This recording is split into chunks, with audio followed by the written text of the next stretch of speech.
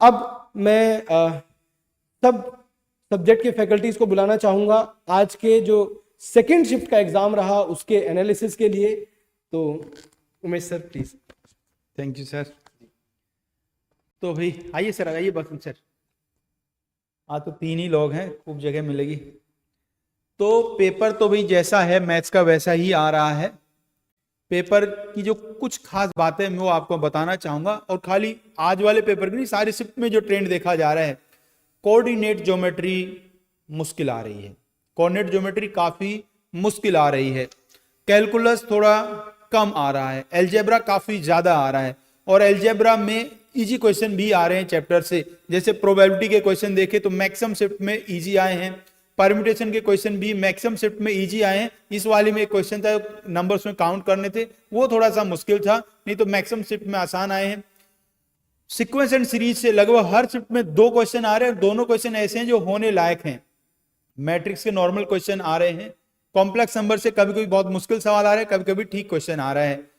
Trigonometry से normal जो 1-2 question आते हैं वही आ रहे हैं। तो मेन जो ट्रेंड यहाँ है, कोऑर्डिनेट बहुत मुश्किल है, कैलकुलस कम है, सबसे ज्यादा अलजेब्रा ही आ रहा है, और उसके क्वेश्चन कुछ आसान भी आ रहे हैं।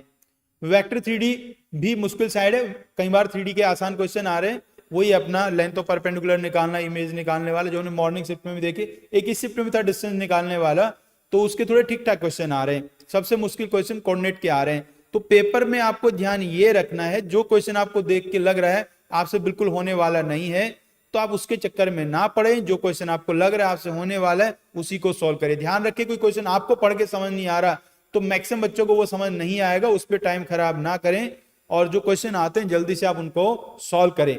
और मैथ्स का पेपर बहुत लेंदी आ रहा है, तो मैथ्स को आप ठीक से करना चाहते हैं तो फिजिक्स और केमिस्ट्री को कोशिश करो 1.5 आवर में कंप्लीट करो, और फिर बाकी टाइम आप मैथ्स पे लगाओ। यदि मैथ्स नहीं हो पा रहा है या टाइम बच गया तो वापस आप फिजिक्स केमिस्ट्री जा सकते हो, लेकिन यदि आप लास्ट में मैथ्स पे आ रहे हो तो कम से कम 1.5 घंटा बचा के लाओ, तभी मैथ्स के लेंदी क्वेश्चन आप कुछ सॉल्व कर पाने वाले हो। अब मैं कहूंगा कि बसंत सर, हाँ बसंत सर बड़ा तगड़ा एनालिसिस करके लाए हैं, वो आपको बताएंगे।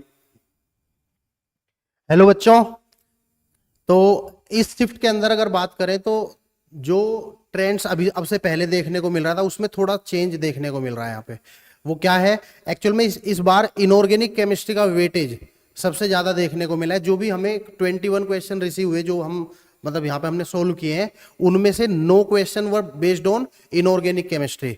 उसके अलावा 7 क्वेश्चंस ऑर्गेनिक केमिस्ट्री से थे और 5 क्वेश्चंस फिजिकल केमिस्ट्री से थे। जो रिमेनिंग 4 क्वेश्चन हो सकता है उनमें से भी फिजिकल केमिस्ट्री ऑर्गेनिक केमिस्ट्री के क्वेश्चन आए हों। इसमें अगर मैं बात करता हूं तो जो सोल्ट एनालिसिस का एक क्वेश्चन है वो बहुत ही अच्छा क्वेश्चन है, और केमिकल बॉन्डिंग के 2 क्वेश्चन जो थे उनमें भी मतलब ऐसा नहीं कि आप सिंपली उसको 1 मिनट के अंदर सही कर दो। तो थोड़ा सा ट्रेंड में एक और चीज देखने को मिल रही है कि अब जो ये केमिस्ट्री पूछी गई है इस पेपर में वो थोड़ी टाइम टेकिंग भी है एक्चुअल में। जैसे फिजिकल केमिस्ट्री में भी अगर आप देखें तो जो क्वेश्चन बहुत सिंपल लग रहे थे उनमें कहीं ना कहीं ट्रिक इन्वॉल्व थी, तो आप उसको डायरेक्टली बहुत जल्दी गलत कर सकते थे। या फिर जो कोई क्वेश्चन आसान अगर है उसमें आपका आंसर सही आ जाएगा, लेकिन वो टाइम टेकिंग रहा। ऑर्गेनिक केमिस्ट्री में एक क्वेश्चन मैंने आपको पहले मेंशन किया था कि वो जेईई एडवांस लेवल का देखा गया है। उसके अलावा बायोमोलिक्यूल्स के 2 क्वेश्चन थे, उसमें से भी एक क्वेश्चन बहुत ही अच्छे लेवल का था, वो मॉडरेट से डिफिकल्ट की कैटेगरी में डाला जा सकता है। और अगर मैं वैसे चैप्टर वाइज बात करूं कहां से ज्यादा क्वेश्चन देखने को मिले हैं, तो वो चैप्टर्स हैं coordination compounds, D and F block, उसके अलावा एल्डिहाइड कीटोन कार्बोक्सिलिक, और यही है बेसिकली। बाकी तो लगभग हर चैप्टर से एक ही सवाल देखने को मिल रहा है। कुछ चैप्टर्स ऐसे भी हैं जो अनटचड रह गए, तो मतलब कहीं ना कहीं जो डिस्ट्रीब्यूशन थे क्वेश्चन का वो हेट्रोजीनस भी रहा। तो ये इनऑर्गेनिक, ऑर्गेनिक और फिजिकल सेगमेंट के लिए मैंने डिस्कशन किया। मैं तुषार सर से बात करना चाहूंगा। जी थैंक यू सर। सर कैसा लगा पेपर आपको फिजिक्स का? जी बच्चों के लिए इस पेपर में इनफैक्ट इस पूरे सेशन में कुछ चीज़ें हैं सीखने वाली। जैसे एक चीज़ ये है कि आप units, dimension, errors, significant figures, इस तरीके के टॉपिक्स को एक्स्ट्रा टॉपिक नहीं मान सकते हैं। मतलब आप बहुत बड़ा कोई चैप्टर तैयार करते हैं, उसके बाद आपका एक क्वेश्चन सॉल्व हो पाता है, और ये ऐसे टॉपिक्स हैं जिन्हें आप बहुत कम टाइम में तैयार कर सकते हैं और उसके बाद भी इनका क्वेश्चन परफेक्शन के साथ सॉल्व हो जाता है।